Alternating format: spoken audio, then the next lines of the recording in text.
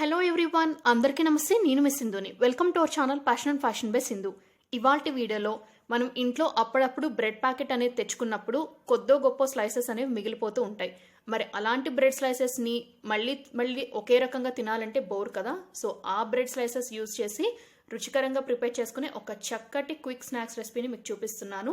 మరి ఈ bread roles recipe తయారీ ప్రిపరేషన్కి కావాల్సిన ఇంగ్రీడియంట్స్ ఏంటో, తయారీ విధానం ఏంటో చూద్దాం రండి.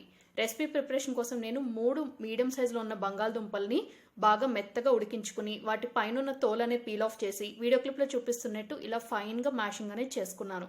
మ్యాష్ చేసుకున్న ఈ బంగాళదుంప ముద్దని ఒక మిక్సింగ్ బౌల్లోకి ట్రాన్స్ఫర్ చేసుకున్నాను. ఇప్పుడు ఇందులోకి ఒక మీడియం సైజ్ ఉల్లిపాయని వీలైనంత సన్న ముక్కలుగా తరిగినవి యాడ్ చేసుకున్నాను.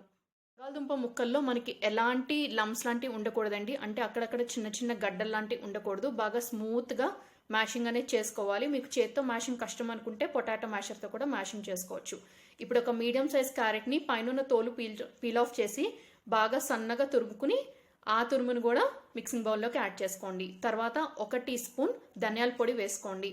మీ రుచికి సరిపడా సాల్ట్ అనేది వేసుకుని 1/2 టీ స్పూన్ వేయించిన జీలకర్ర పొడి యాడ్ చేసుకోండి. తర్వాత 1 టీ స్పూన్ ఫ్రెష్గా గ్రైండ్ చేసుకున్న అల్లం వెల్లుల్లి పేస్ట్ వేసుకుని సన్నగా తరిగి పెట్టుకున్న కొత్తిమీర ఆకుల్ని కూడా యాడ్ చేసుకోండి. మీరు కొంచెం మసాలా ఫ్లేవర్ఫుల్గా తినాలి అనుకుంటే కొంచెం 1/4 teaspoon garam masala powder కూడా యాడ్ చేసుకోండి. Anyway garam masala powder adding అనేది కంప్లీట్లీ ఆప్షనల్. ఈ ఇంగ్రీడియంట్స్ అన్ని వాటర్ అనేది అస్సలు యూజ్ చేయకుండా వీడియో క్లిప్లో చూపిస్తున్నట్టు బాగా మ్యాషింగ్ అనేది చేసుకోండి.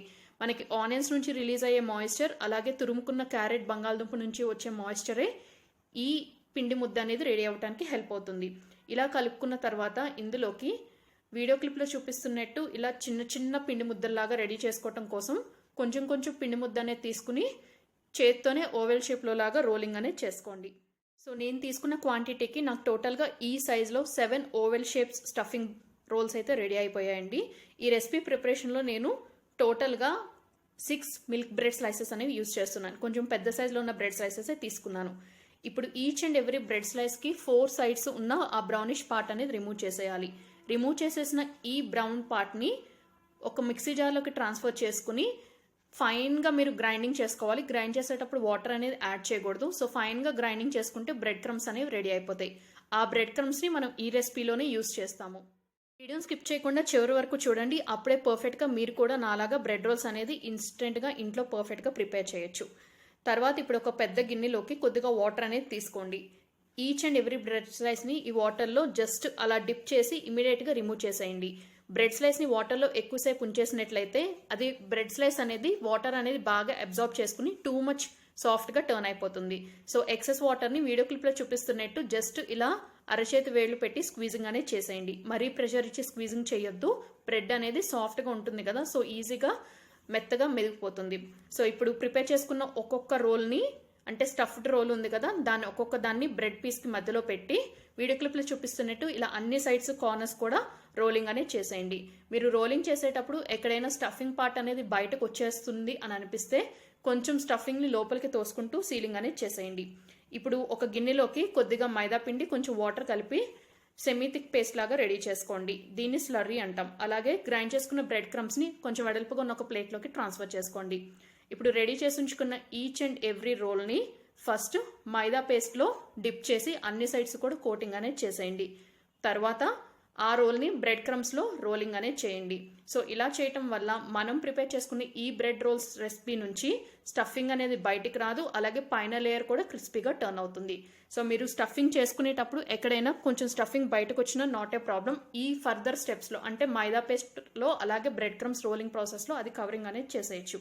స్టవ్ మీద డీప్ ఫ్రై సరిపడా ఆయిల్ అనేది ఒక కడాయిలో పోసుకుని ఆయిల్ బాగా హీట్ అవ్వనివ్వండి.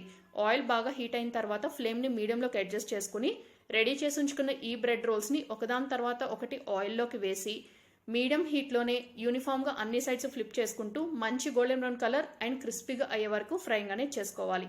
ఫ్రై అయిపోయిన వీటిని ఎక్సెస్ ఆయిల్ మొత్తం కూడా డ్రైన్ ఆఫ్ చేసి ఒక సర్వింగ్ ప్లేట్లోకి ట్రాన్స్ఫర్ చేసుకుని వేడివేడిగా ఉన్నప్పుడే టొమాటో కెచప్ టొమాటో సాస్తో సర్వ్ చేయండి.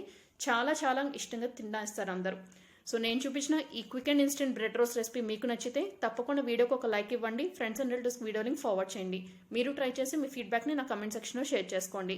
మరిన్ని interesting recipes and informative videos తెలుసుకోవడం కోసం తప్పకుండా మన ఛానల్ని సబ్స్క్రైబ్ చేసుకుని పక్కనే ఉన్న బెల్ ఐకాన్ యాక్టివేట్ చేసుకుని ఆల్ అనే ఆప్షన్ కూడా మర్చిపోకుండా సెలెక్ట్ చేసుకోండి. అప్పుడే నేను పెట్టే ప్రతి వీడియో నోటిఫికేషన్ అనేది మిస్ అవ్వకుండా మీ ఇన్బాక్స్కి వచ్చి మీరు వాచ్ చేయగలరు. బ్రెడ్ యూస్ చేసి ప్రిపేర్ చేసిన మరికొన్ని రెసిపీస్ తాలూకా లింక్స్ పైన ఐకార్డ్స్లో చివరి ఎండ్ స్క్రీన్లో షేర్ చేస్తాను. కుదిరితే ఆ రెసిపీస్ కూడా తప్పకుండా ఒకసారి చెక్ చేయండి. అలాగే బ్రెడ్ని ఇంట్లోనే ఎలా ప్రిపేర్ చేసుకోవాలనేది కూడా ఆల్రెడీ మన ఛానల్లో వీడియో ఉందండి. దాని తాలూకా లింక్ కూడా నేను ఐకార్డ్లో షేర్ చేస్తాను. ఇప్పుడున్న పాండమిక్ సిచ్యువేషన్లో బయట బేకరీస్ ఎక్సెట్రా రిలేటెడ్ ప్లేసెస్కి వెళ్ళి ఇలాంటి కైండ్ ఆఫ్ స్టఫ్ పర్చేస్ చేసి తినే ఛాన్స్ ఎలాగూ లేదు కాబట్టి ఇంట్లోనే అందరూ ట్రై చేసి హ్యాపీగా ఎంజాయ్ చేయండి. Thank you all very much for watching my video. మరొక ఇంట్రెస్టింగ్ రెసిపీతో రేపు మళ్ళీ కలుసుకుందాం. బాయ్.